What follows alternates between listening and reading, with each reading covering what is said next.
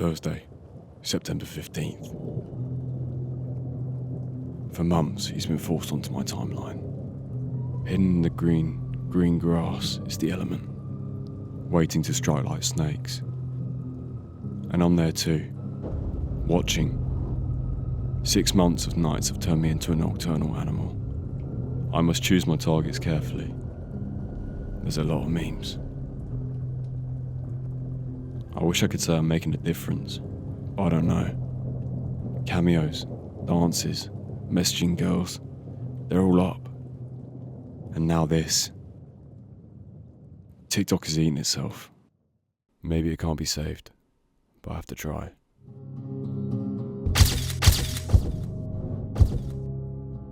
In my last video, I covered a rough overlying story of the drama surrounding Paul Breach. Since then, new information has revealed itself, and I've been blocked on every platform by the man himself. To understand key elements of Paul's story, we need to investigate further.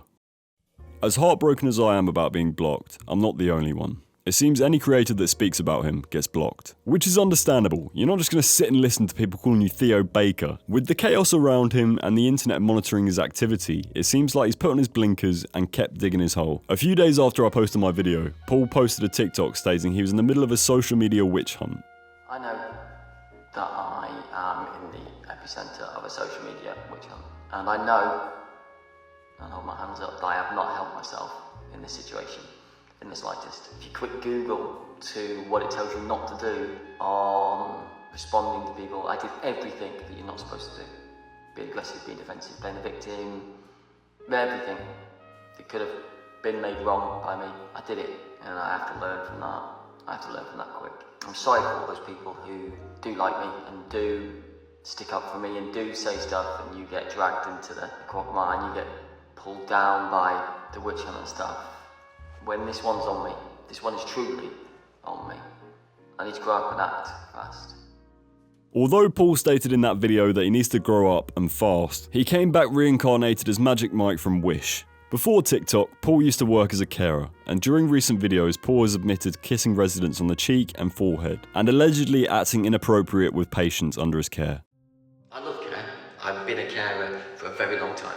Until now, I do social media, but when I eventually go back to being a carer, it's my passion, it's what I enjoy thoroughly doing. Though I believe that to be a fantastic carer, you have to show empathy. You have to show respect, you have to show dignity, right choice and all the stuff like that. But you also have to treat that person like a family member. Treat them like a human being, not like somebody who's been dumped in a care home or been placed in a care home or has to be in a care home because there's nowhere else for that person to go. So I will hold a resident's hand. I will hug a resident. And I will side kiss a resident if they need that love and support. I will do that. I will always do that. I have always done that. For those that say it's unprofessional, it's not. Enjoy. Enjoy how you do things, and I will enjoy the people who I know who care for people in a loving, tender way. So for all those that continuously come at me for that, I will always side kiss on the forehead of somebody who needs that love and attention at that moment. In a professional way, with your policies and procedures that you are for your companies. After he got backlash from his video talking about kissing patients, he backtracked and tried to correct himself. Well, I didn't think I'd have to make this video after yesterday's, but who'd have thought the world of the shitty internet goes, oh, it's disgusting, look at Paul, he's vile, look at how disgusting. Should we do it? Should we look? Hold a resident's hand, palm to palm, not romantic. Hug a resident, side to side, arm around the shoulder, not bear hug, not romantic. And let's get to the side cheek, kiss on the, into the air, not on a person. Person, side cheek, ah, look at that, the air, wow, inappropriate with the air, goodness gracious me. How pathetic can some people be? I've seen quite a lot. This is how you enjoy yourselves, is bizarre. I hope that when your loved ones or friends or anything have to be put in a setting where somebody has to look after them, they do actually have an affectionate carer who treats them like a human being, or will treat them how you want them to be treated, like a person who's just there for the bare basics. No, I will always believe, treat somebody with care and affection. You're disgusting, some of you. You are really, really vile. You just turn everything I can possibly ever say into whatever weird agenda you want to turn it into. So enjoy yourselves. After posting this video, people who work in care reiterated that it's still not how you interact with patients under your care. In response to the video, people decided to take matters into their own hands. A member of the Paul Breach Snark subreddit called Hannah emailed the team leader of the adult safeguarding team at Gloucester Council for a week after finding out Paul's alleged treatment of his residents at his old care job. The email reads, "I appreciate your concerns and share your frustrations. On the basis that he's not currently employed in a care setting, we do not have the jurisdiction to oversee any action towards him. He could only be charged with a disciplinary offence as an employee by the employer, so that isn't an option. The Care Act statutory guidance states that safeguarding is not a substitute for providers' responsibilities to provide safe and high quality care and support. Therefore, if he were to re-enter care work, his employer would have primary responsibility to ensure he works in an acceptable manner." Underneath the post, Hannah stated, "To be fair, the previous response I got from him stated that they were already aware of Paul, and at this point I hadn't even mentioned him by name. So a lot of people must have been complaining to them about him.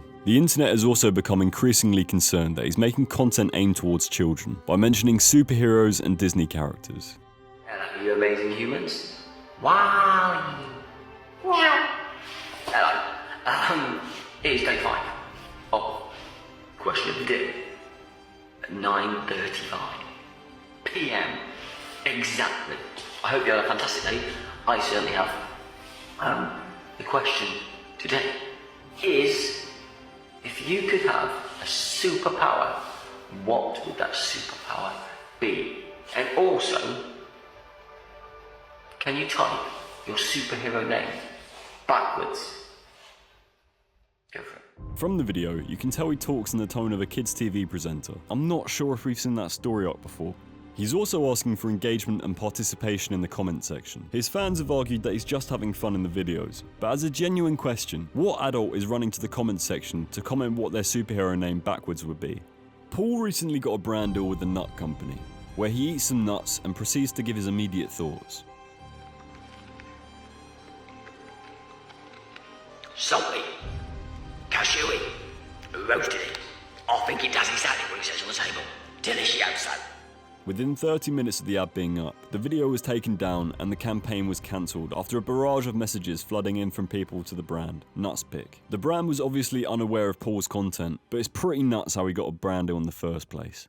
Paul has not only been catching flack on the internet, but now regularly gets spotted out in public. A video went viral after a group of lads interacted with Paul outside of a co-op. In the video, he appears to get agitated and then proceeds to ask the co-op staff if they're going to allow it. With beauty beyond the eye. There's a video. Yeah. Say Enjoy yourselves. You ready? Yo. Oh. Yo. What? Shall I video you?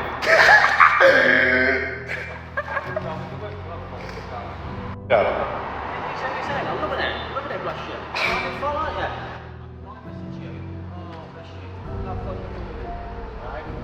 Allowing this on your having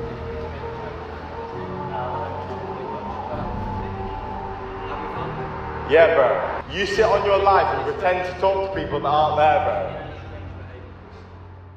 In an ideal scenario, what does he expect the co-op staff to do? Play George Ezra till they go away? As the days go on, he becomes the subject of memes and parodies, some of which have become incredibly creative. Might even get some. When they're a bit young. Nah. If there's grass on the pitch, play ball. Right, and what if there isn't? But by the time you find out, it'll be too late anyway. YouTuber I Am Alex, who's made videos about Paul recently, received a DM from Paul months ago stating, "Hi sir, you don't know me, but one day I hope you and a group of other blue ticks could make a stand against toxic vile nature that TikTok has become. I've tried to stand up and make a difference, but have been attacked far too much now, and my account isn't big enough to make a difference. I hope you lot can make this app safe again, for people to post and be happy." I honestly don't know what he thought could be achieved through this. Like as if bigger creators are going to run over to TikTok headquarters in China and tell them that they need to do better. On the 10th of September 2022, World Suicide Prevention Day, Paul posted a TikTok.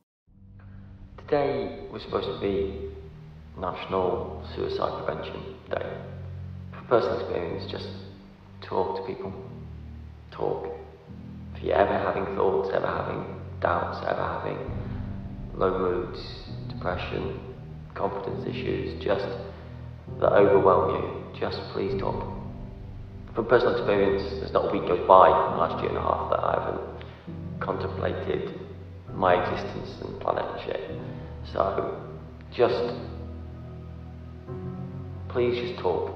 Find someone, whoever it may be, professional, a friend, family member, fucking stranger. Just please, always talk.